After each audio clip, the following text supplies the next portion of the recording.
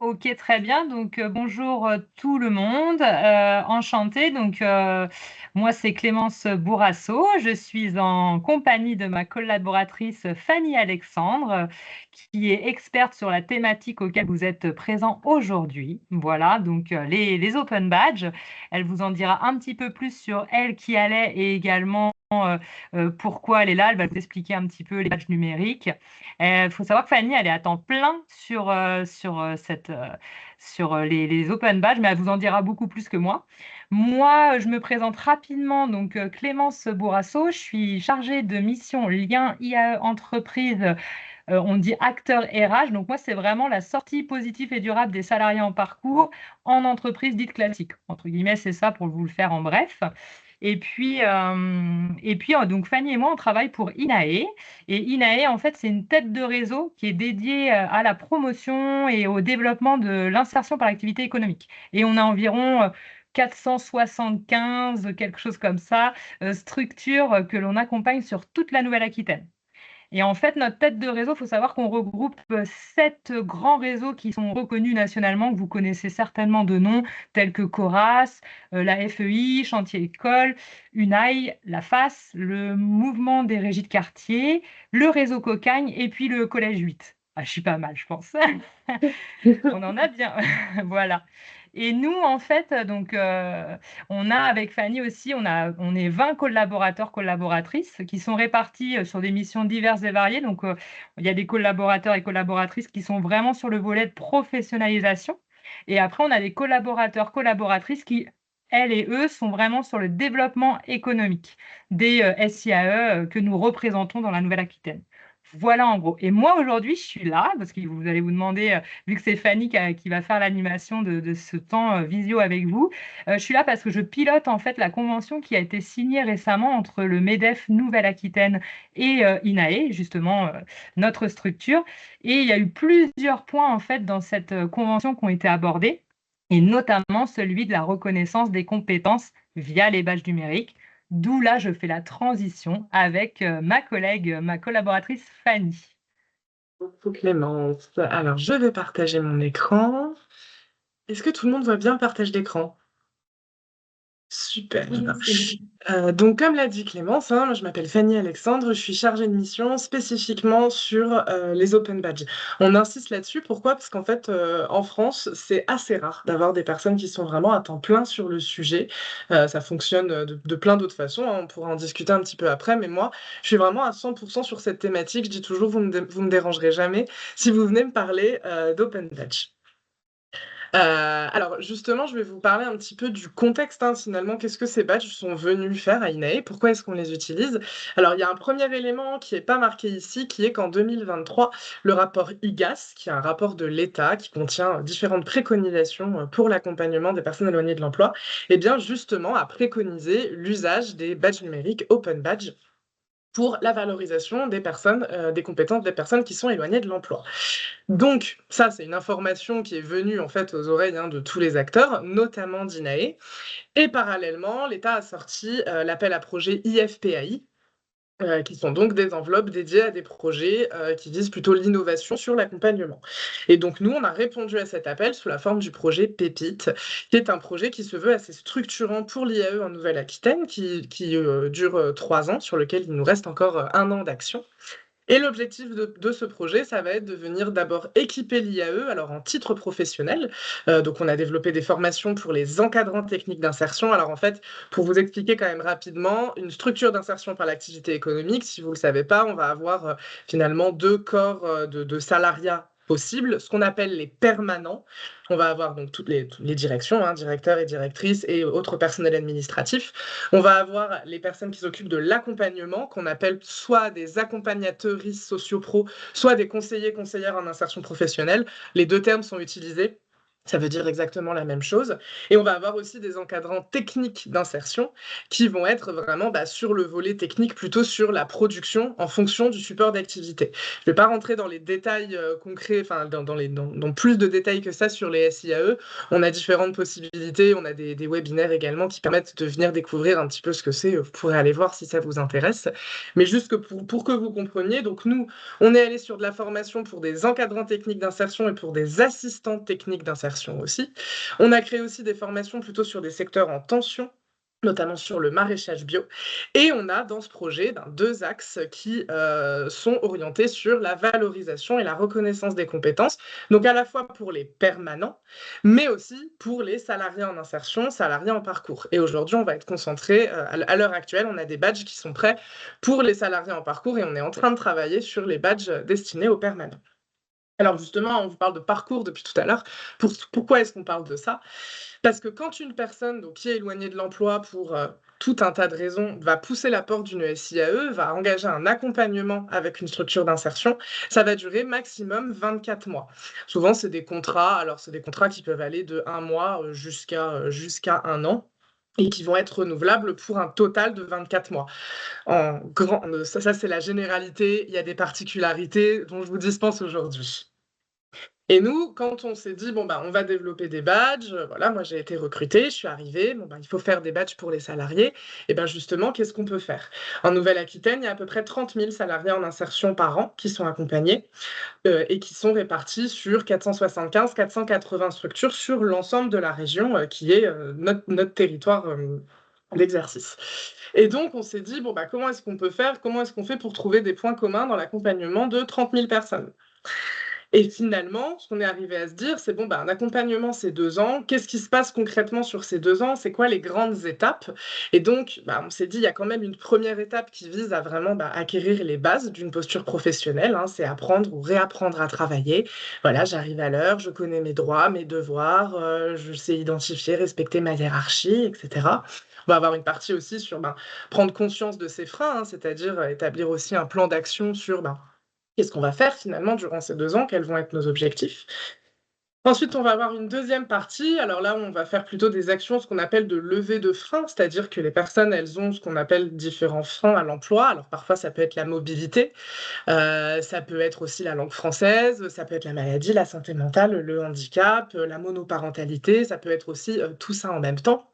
Et donc bien sûr, pour chacun de ces freins, on va avoir des actions spécifiques. Je prends l'exemple de la mobilité, par exemple. Des problèmes de mobilité, c'est pas uniquement: «J'ai pas le permis, j'ai pas de voiture». En fonction de où on va être situé, on va pas avoir les mêmes objectifs, on va pas passer par les mêmes étapes. Une personne qui a des problèmes de mobilité, par exemple, dans les Landes, quand, le premier arrêt de bus, il est à 10 minutes en voiture, on va pas proposer les mêmes solutions qu'une personne qui serait, par exemple, en plein Bordeaux et qui aurait des difficultés de langue française et qui, du coup, aurait des besoins différents pour apprendre à se déplacer. Bordeaux et le fond des Landes, c'est pas la même chose. Pour autant, c'est 2 endroits où il y a des problématiques de mobilité.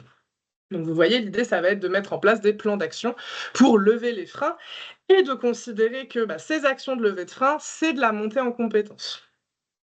Donc pour amener la personne vers aussi, l'autonomisation. Donc ça, c'est plutôt c'est le gros du travail, hein, clairement, c'est la partie la plus longue de l'accompagnement.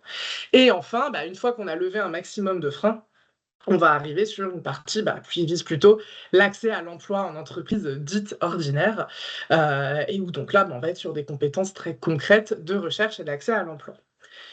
Pour créer ces badges, on l'a pas fait tout seul dans notre coin, je ne l'ai pas fait toute seule dans mon coin, hein. On a sollicité différents professionnels, on a créé des groupes pluridisciplinaires, donc avec des permanents, avec des personnes qui travaillent dans les SIAE, également avec des salariés en parcours. On a sollicité également des prescripteurs. Alors les prescripteurs, on les appelle aussi partenaires emploi. Ça dépend, ça désigne en fait, tout ce qui est, France Travail, Mission Locale, Cap Emploi, tous les organismes qui peuvent orienter ou prescrire des personnes en direction des SIAE. Et donc c'est une création qui a été faite, courant 2024 et les badges là que je vais vous montrer juste après, ils sont effectifs depuis, septembre de l'année dernière. Alors justement, c'est quoi un open badge, hein, avant de vous montrer ce qu'on a fait? Alors en réalité, la technologie, le principe de badge, vous le connaissez déjà. C'est le principe des badges de scout, c'est-à-dire que je mets une image sur ma veste ou sur ma casquette si on parle par exemple des communautés universitaires. Je vais mettre des images sur moi qui vont dire: «Je sais faire quelque chose».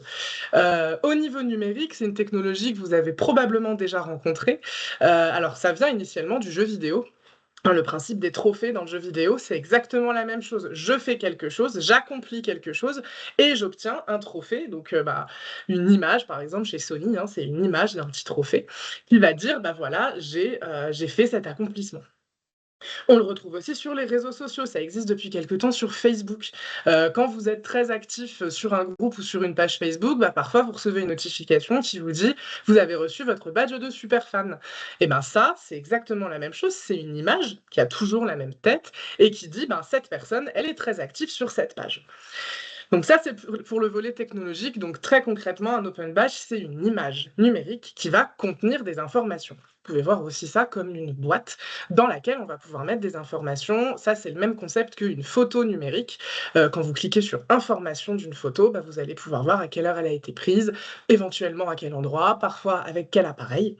C'est ce qu'on appelle des métadonnées. Un open badge, c'est une image avec des métadonnées. Qu'est-ce qu'on va retrouver concrètement comme information dans ces badges? Il va d'abord y avoir tout un tas d'informations qui vont exister, qu'on va créer au moment où on va créer le badge. C'est un petit peu comme si demain vous voulez créer un diplôme, d'abord vous allez dire qu'est-ce qu'il y a dans mon diplôme avant de le donner à quelqu'un. Donc quand on crée un badge, on va lui trouver un nom. Alors le nom d'un badge, ça peut être absolument n'importe quoi, toute la créativité est bienvenue. Ensuite, on va lui donner une description. C'est une phrase qui commence par «Ce badge, je reconnais que». Alors ça peut être, que la personne a participé à tel événement, que la personne est engagée pour telle cause, pardon, que la personne a suivi telle formation, détient telle compétence. Tout ce qui peut être reconnu ou rendu visible dans notre vie de tous les jours, finalement. On va du coup pouvoir y ajouter un ensemble de critères. Alors c'est pareil, hein, les critères, ça peut être des choses très basiques comme: pour obtenir ce badge, la personne doit avoir participé à tel événement. Jusqu'à, pour obtenir ce badge, la personne doit, montrer qu'elle détient telle compétence, qu'elle sait faire ça. Ensuite, on va retrouver le nom de l'émetteur. Alors nous, par exemple, les badges qu'on a créés, ils portent tous, comme émetteur INAE Nouvelle-Aquitaine. Et on va mettre également, un ensemble de mots-clés qui vont permettre, c'est des hashtags, hein, qui vont permettre de retrouver le badge dans un environnement numérique. Les badges, soit ils peuvent être créés par une organisation, donc comme nous, et émis à un grand nombre de personnes, ça fonctionne sur un système d'abonnement, soit on peut aussi soi-même se créer son badge pour pouvoir y mettre ce qu'on a envie. Et donc, justement, quand le badge va être obtenu par une personne, on va y rajouter un autre ensemble d'informations qui concerne cette fois-ci le porteur de badge. On va retrouver son nom. Alors sur Open Badge, on est identifié par son adresse mail. Aujourd'hui, il n'y a pas d'autre façon de s'identifier là-dessus, et donc toute personne qui souhaite obtenir des badges doit le faire par son adresse mail. Alors après, ça peut être personnel, professionnel, on peut mettre plusieurs adresses mail derrière un seul compte, mais il faut absolument une adresse mail. On va retrouver aussi la date d'émission, hein, donc la date à laquelle le badge a été reçu. S'il a une durée de validité, ça va apparaître aussi. Ça fonctionne par exemple pour des badges d'adhérents à des associations ou à des groupes ou à des réseaux, par exemple. Et là où vraiment le badge va être totalement différent de toutes les technologies dont je vous ai parlé jusqu'ici, c'est qu'on va pouvoir y ajouter des preuves et de la documentation. On va retrouver 2 types d'éléments qu'on va pouvoir mettre dans le badge. D'abord, il va y avoir tout ce qui est documents, fichiers. On peut mettre dans un badge absolument n'importe quel type de fichier numérique. Ça peut être du PDF, ça peut être du JPEG, donc si on est plutôt sur de l'image, ça peut être du Word également, si on est plutôt sur du texte. Ça peut être finalement tout ce que vous allez pouvoir retrouver et créer vous depuis votre ordinateur. On peut aussi mettre des liens vers des vidéos qui seraient hébergées par exemple en privé sur YouTube, ça c'est quelque chose qui peut se faire aussi. Dites-vous que dans un badge, on peut mettre tout ce qui permet de rendre visible notre compétence. Ça va être le premier type de documentation et le deuxième type de documentation, c'est ce qu'on va appeler les recommandations. C'est la possibilité pour une personne d'aller solliciter, alors avant on appelait ça des endossements, maintenant c'est des recommandations. On va pouvoir aller solliciter des recommandations de toute personne qui nous aura vu exercer notre compétence et ça va pouvoir apparaître dans le badge. Pour faire ça, il n'y a pas besoin d'avoir un compte. Je vais vous donner un exemple. Si moi j'avais un badge qui dit: «Je sais parler des open badges», et bien dedans, je vais pouvoir mettre, bah, typiquement la présentation que je suis en train de vous afficher à cet instant, parce que c'est moi qui l'ai faite. J'ai aussi créé des kits, des modes d'emploi, des notices explicatives. Tout ça, je vais pouvoir le mettre dedans pour dire, je sais parler des open badges et tout ça, c'est moi qui l'ai fait. Mais je vais pouvoir aussi demander potentiellement à toutes les personnes qui m'ont déjà vu parler des open badges de bien vouloir recommander cette compétence. Et donc, vous pouvez imaginer, moi, des présentations comme je fais aujourd'hui, j'en ai fait plein. Je pense qu'il y a potentiellement plusieurs centaines de personnes qui m'ont déjà vu parler des open badges. Si ces personnes ont trouvé que je faisais bien mon boulot, potentiellement, elles peuvent le faire apparaître sur un badge. Donc, imaginez la force de recommandation que ça peut avoir d'avoir une compétence qui est validée par 100, 200, 300 personnes. Donc, le principe de l'open badge, c'est ça, hein, c'est d'avoir un outil qui permet de valoriser ses compétences tout au long de la vie. En fait, ce qui se dit derrière ça, c'est que aujourd'hui, la valorisation des compétences particulièrement en France, elle est très conditionnée au diplôme et aux certifications. C'est le fameux, voilà, si on n'a pas de diplôme, en gros, c'est très compliqué sous-entendu, de trouver du boulot. Sauf que ça, c'est pas nécessairement juste parce que l'accès au diplôme, déjà, il n'est pas forcément égal pour tout le monde. Et puis, quand bien même, parfois, on peut avoir des diplômes, mais ne plus avoir envie de travailler dans ce milieu-là, ou alors on a eu que des mauvaises expériences. Bon, comment je fais pour valoriser mes compétences si soit j'ai pas de diplôme, soit les diplômes que j'ai correspondent pas à ce que j'ai envie de faire. Mais pour autant, je suis motivée, j'ai envie, je le sais apprendre. Peut-être que j'ai fait des choses à l'extérieur qui ont un lien avec mon projet. Je sais pas, moi, imaginons une personne qui a un diplôme quelconque, mais qui aurait rien à voir avec le jardinage, qui aurait envie d'aller travailler dans une entreprise de jardinage ou de paysagisme, si cette personne, dans sa vie personnelle, elle a l'habitude, elle s'occupe de son jardin, peut-être qu'elle a conseillé ses voisins, peut-être qu'elle fait partie d'associations, et c'est ça qu'elle va pouvoir montrer dans un badge qui saurait dire, par exemple, j'ai envie de devenir jardinier, quoi. Donc le principe, c'est vraiment ça, c'est valoriser les compétences tout au long de la vie et notamment les compétences qui apparaissent pas dans nos diplômes. Il faut savoir que globalement dans votre vie, 80 à 90 de tout ce que vous allez savoir faire, ce sera pas marqué en fait dans vos certifications, quand bien même vous en auriez pléthore. Alors concrètement, comment est-ce que nous, ce qu'on propose, ça va fonctionner, hein? Comment est-ce que ça peut se mettre en place? L'idée, c'est que ce sont donc les salariés en insertion, hein, les personnes accompagnées qui vont se créer un compte sur le site Open Badge Passport. Alors tout le monde peut se créer un compte sur Open Badge Passport, c'est absolument gratuit. Et c'est exactement comme se créer un compte sur n'importe quelle plateforme de réseau social, une adresse mail, un mot de passe. On vérifie son adresse mail et ensuite on peut remplir son profil. Je pourrais vous montrer à quoi ça ressemble un profil Open Badge Passport après si ça vous intéresse. Ou sinon, je vous invite à aller voir directement sur le site. Donc les personnes vont se créer leur compte sur Open Badge Passport avec leur propre adresse mail. Elles vont ensuite pouvoir demander les différents badges qu'on propose, que je vous montre juste après, en apportant des preuves et des témoignages, mais tout au long de l'accompagnement. S'il y a un moment, j'ai un badge qui parle de mobilité, je vais pouvoir le demander au moment où je commence ma démarche d'accès à la mobilité. Et puis tout au long en fait, du parcours, je vais pouvoir enrichir mon badge. Il n'y a absolument pas de délai ou d'instant T pour pouvoir documenter un badge. On peut le faire tout au long de la vie du badge. Tant qu'on l'a, on peut l'alimenter et on peut le documenter.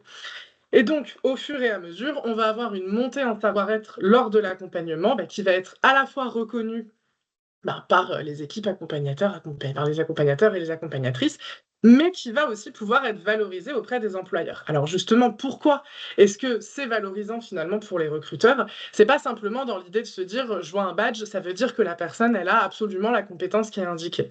Ce que ça veut dire, c'est qu'à un moment la personne elle a fait la démarche déjà d'aller demander le badge et de se poser en se disant bon pour moi qu'est-ce qu'elle veut dire cette compétence? En fait, nous, dans les demandes de badge, donc dans comment est-ce qu'on donne accès aux badges aux salariés en insertion, on va systématiquement leur demander la même chose. Alors, déjà, leur nom, leur prénom, ainsi que leur adresse mail. Bon, ça, on n'y peut rien, hein. Dès qu'on crée une demande de badge, c'est forcément nom, prénom, adresse mail. Ensuite, on va leur proposer d'ajouter un fichier, un document. Donc, ça peut être une attestation, alors une attestation faite par la SIAE, ça peut être aussi une attestation de formation, hein, pourquoi pas. Tout document, comme je vous le disais, qui vient documenter la compétence. Et on a également toujours une case, un encart de texte libre, où on va demander à la personne de décrire c'est quoi pour elle cette compétence. Là, par exemple, je vous ai mis l'exemple du badge Je sais où chercher, qui dit que la personne elle est en mesure d'aller trouver des offres d'emploi. Et en fait, il y a une case tout en bas qui dit décrivez-nous où est-ce que vous allez trouver des offres d'emploi. Alors bien sûr, hein, on peut se dire typiquement là-dessus, oui, le site de France Travail, LinkedIn. Mais en fait, c'est pas que ça, hein. Des fois, c'est aussi la boulangerie du coin, le petit commerce, parce qu'on sait qu'il y a des petites annonces. C'est finalement plus large que juste aller sur son ordinateur. Et ça, on va l'avoir sur toutes les compétences qu'on valorise avec nos badges. Donc justement, je vous parlais tout à l'heure, hein, du parcours qui est découpé en 3 étapes. Donc les voici, ces 3 étapes. Comme je vous le disais, hein, c'est des badges qui sont prêts depuis septembre 2024. Donc on va avoir 3 parcours, hein, balisés par 3 couleurs, rose, bleu, vert. Et en fait, pour obtenir les grands badges que vous voyez en haut, là, j'ai les bases, je gère et entreprise me voilà, il faut avoir obtenu au moins 3 badges de la même couleur. Si je veux le grand badge bleu, j'ai les bases, il me faut au moins 3 des petits qui sont en dessous, et ainsi de suite. C'est ce qu'on appelle des badges clés. Je ne vais pas rentrer dans le détail des compétences, vous les voyez à l'écran et vous pourrez accéder à la présentation. Mais ce que vous pouvez peut-être remarquer, c'est qu'effectivement, hein, ce n'est pas des compétences très concrètes dans le sens où chacune finalement va être sujette à interprétation. Pourquoi? Parce qu'on a 480 structures, qu'elles ont toutes des supports d'activité très différents, des méthodes d'accompagnement différents, des méthodes d'évaluation des compétences aussi qui vont être différents. Et que nous, l'idée, c'était pas de dire, bon, bah maintenant, c'est sur ces compétences-là que vous allez évaluer les gens et vous allez utiliser les open badges et c'est tout. L'idée, c'était de dire, bah, les structures, elles font plein de choses. Elles ont toutes des méthodes différentes qui sont intéressantes. On a aussi envie de rendre visible cet accompagnement, ce travail d'accompagnement. Et comme je vous le disais, considérer que lever des freins à l'emploi, c'est monter en compétence. Si je garde l'exemple de la mobilité, donc vous voyez, le badge, il est là. Je sais trouver une solution de mobilité. C'est par rapport à ce que je vous disais tout à l'heure, c'est là qu'on va le retrouver, c'est-à-dire que je peux lever mes freins à la mobilité et monter en compétence sur la mobilité, mais en fonction de mon contexte. Déjà, je ne vais pas partir du même endroit, j'aurai pas les mêmes objectifs et j'aurai pas les mêmes enjeux. Des fois, c'est passer le permis, obtenir une voiture, des fois, c'est prendre un abonnement de transport en commun et identifier les bonnes lignes de transport, des fois, c'est un petit peu les deux, des fois, c'est aller obtenir un vélo, etc. Et des fois, c'est aussi juste être capable d'anticiper ses déplacements sur 2, 3 semaines ou un mois. Parce que parfois, en fait, on n'a pas le choix, on n'a pas de solution pérenne, mais on est capable de se dire, bon, là, sur les 2 prochaines semaines, voilà comment est-ce que je fais, et puis ensuite, je ferai comme ça. Et ça, c'est déjà une montée en compétence sur la mobilité. Ça montre que la personne, elle sait s'adapter, elle est capable de trouver des solutions, etc., etc. Donc, à nouveau, hein, les 3 parcours, donc j'ai les bases, donc tout ce qui va être vraiment sur, déjà valoriser l'engagement de la personne, la connaissance des droits et devoirs en entreprise, la communication, le travail en équipe, la motivation. On va retrouver ensuite donc je gère, plutôt vers l'autonomie, donc connaître ses interlocuteurs, travailler en sécurité, utiliser le numérique, la mobilité. Et on a également un badge un petit peu particulier où l'objectif c'était de valoriser les personnes qui sont parfois un petit peu plus impliquées ou qui sont là depuis un petit peu plus longtemps et qui du coup ont une autre expertise et savent, par exemple, sont actifs dans l'intégration des nouveaux salariés, qu'on avait envie de valoriser ça. Et puis le dernier parcours, là, c'est des compétences qui sont un petit peu plus basiques, entre guillemets, parce qu'on va avoir, j'ai confirmé mon projet professionnel, je sais faire mon CV et je sais en parler correctement, je sais en parler de manière positive, je sais trouver des offres d'emploi et je sais préparer un entretien de recrutement. Normalement, une fois qu'on en est là, on n'est plus dans le cadre d'un accompagnement SIAE. Alors au niveau des plus-values, hein, finalement, qu'est-ce que ces badges ils vont apporter? Donc la première chose, le premier objectif pour nous, c'est d'apporter un langage commun de la reconnaissance des compétences transverses et informelles déployées en SIAE. C'est ce que je vous disais tout à l'heure, non seulement elles ont des processus différents, mais en plus, très souvent, on ne reconnaît pas ou on a du mal à reconnaître que tout le parcours en SIAE, c'est véritablement un parcours de montée en compétences. Cependant, les open badges, ils vont jamais remplacer l'obtention de qualifications et de titres professionnels. C'est pour ça que c'est 2 choses complètement différentes.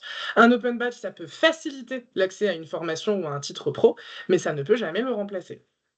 La plus-value pour les salariés, comme je vous l'ai déjà un petit peu dit, hein, ça va être d'apprendre à parler de ses compétences, de devenir mieux à même de parler de soi, de ses compétences et de son parcours. Ça, je pense que c'est quelque chose de très important parce que finalement, quand on sait que la plupart des entreprises d'un territoire, c'est des petites et des moyennes entreprises, elles n'ont pas forcément des logiciels de tri de CV et des processus de recrutement avec, on n'a même pas forcément de DRH parfois, hein, on n'a même pas forcément de professionnels du recrutement dans son entreprise. C'est à ce moment-là que ce qui est important, c'est comment la personne en face de moi, elle va me parler, de quoi elle va me parler, comment la relation va se construire. Et finalement, beaucoup de recrutements sont avant tout basés là-dessus, sur la connexion entre les personnes. Et du coup, comment je parle de moi, c'est très important quand je suis sur un entretien de recrutement. Pour les permanents et pour les SIAE, bah là, l'idée, ça va être de permettre un accompagnement balisé sur la montée en compétences transverses et aussi d'assurer une continuité, parce qu'on peut changer de structure, hein, on peut commencer sur un type de structure et puis en changer par la suite. Des fois, on interrompt son parcours aussi, c'est des choses qui peuvent arriver. Et puis des fois, c'est aussi les accompagnateurs et les équipes de permanents qui vont changer. L'idée avec les badges, bah, c'est que ça reste, c'est qu'on a toujours une trace de ce qui a été fait. Et enfin, pour les acteurs de l'entreprise, là, il va aussi y avoir plusieurs plus-values. Il va y avoir un enjeu d'encouragement et de valorisation des pratiques de recrutement et d'accueil inclusif, hein, parce que derrière le fait d'aller recruter par de l'open badge et d'utiliser l'open badge, bah, c'est aussi agir pour faire évoluer les modes de recrutement pour aller au-delà du CV, du diplôme et de la lettre de motivation. C'est aussi un moyen pour les entreprises d'encourager la reconnaissance des savoir-être et des compétences informelles. Alors, à la fois des personnes accompagnées en SIAE, mais aussi même au sein d'une entreprise, hein. Nous, on n'a pas la propriété des open badges. Demain, une entreprise a envie de créer des badges pour reconnaître les compétences de ses salariés, elle peut tout à fait le faire. Là où je pense que vraiment, hein, il y a un lien à faire entre ces 2 mondes-là, bah, c'est justement par le biais de la recommandation. Les salariés en insertion, ils vont régulièrement faire des PMSMP, des stages, parfois même des enquêtes métiers en entreprise et l'idée, bah, ça serait d'assurer un lien entre les entreprises accueillantes et les salariés en parcours grâce aux recommandations. Donc c'est un moyen pour les salariés en insertion d'avoir leurs compétences reconnues par les entreprises, mais ça peut aussi être un moyen pour des entreprises d'avoir des pratiques d'inclusion et d'intégration reconnues par des personnes qui sont venues chez eux. Parce que finalement, qui mieux qu'une personne que vous avez accueillie pour dire: «Bah oui, j'ai été accueilli correctement dans cette entreprise». C'est pour ça que les open badges, on parle très souvent d'écosystème. Quand on parle d'open badge, on parle très souvent d'écosystème de badge, bah, tout simplement parce que ce sont des outils qui fonctionnent sur l'interaction entre les personnes, mais parce que la reconnaissance de base, c'est quelque chose qui se fait entre des gens. On peut se reconnaître soi-même, mais on a quand même quand on dit merci, on se dit rarement merci à soi-même, hein, on va plutôt dire merci à quelqu'un d'autre. Donc c'est exactement le même principe. L'idée, c'est d'avoir des écosystèmes et de considérer que, bah, chaque acteur de cet écosystème va avoir un rôle à jouer. Donc ça, c'est un exemple que je vous propose. On va retrouver donc autour de l'action Badge-on-Lit IAE en Nouvelle-Aquitaine que je mène, eh ben, on va retrouver différents acteurs, hein. Donc, certes, il y a nous, hein, les partenaires du projet. Il y a INAE également en tant que tel, avec aussi mes autres collègues. Il y a les permanents des structures, les salariés en parcours et bien entendu les entreprises, hein, puisque bah, l'objectif des SIAE, c'est quand même d'assurer une sortie vers l'entreprise. Donc, dans les encarts ronds, ce que j'ai inscrit, bah, c'est plutôt les objectifs potentiels de chaque acteur et dans les rectangles, c'est, ben, très concrètement, qu'est-ce qu'ils pourraient faire? Donc par exemple, si on se met sur les entreprises, et ben, l'enjeu de certaines entreprises, ça va être d'améliorer le recrutement inclusif, hein, quand on a envie de se tourner vers des modes de recrutement différents, ben, voilà, c'est quelque chose qu'on peut pas le faire tout seul comme ça.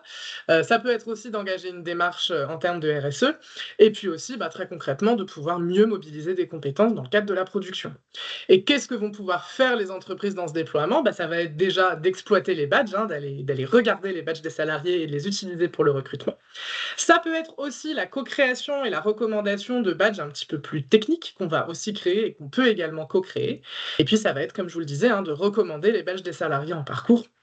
Donc pour pouvoir, bah, à la fois permettre aux salariés d'avoir des compétences reconnues, mais aussi montrer, bah, que ces entreprises, elles ont un engagement dans la prise en compte des personnes qui sont éloignées de l'emploi. Je ne vais pas détailler l'ensemble, hein, c'est pareil, vous aurez la présentation, mais ça, c'est vraiment pour que vous puissiez comprendre que les open badges, un déploiement d'open badge, en fait, ça ne peut pas fonctionner si on est tout seul dans son coin. Il faut nécessairement faire intervenir d'autres acteurs, il faut nécessairement mettre ça dans le collectif, tout simplement parce que finalement, ce qu'on fait, c'est pas, on fait des open badges, certes, mais ce qu'on promeut avant et ce qu'on développe avant tout, bah, c'est de la reconnaissance et notamment la reconnaissance des savoir-être qui, dans le système actuel, ben, peuvent manquer parfois de visibilité. Et donc le but des open badges, et ben, c'est de faire tout ça. Voilà, je pense que je suis arrivée au bout. Merci beaucoup. Merci Fanny. Je vais juste couper l'enregistrement et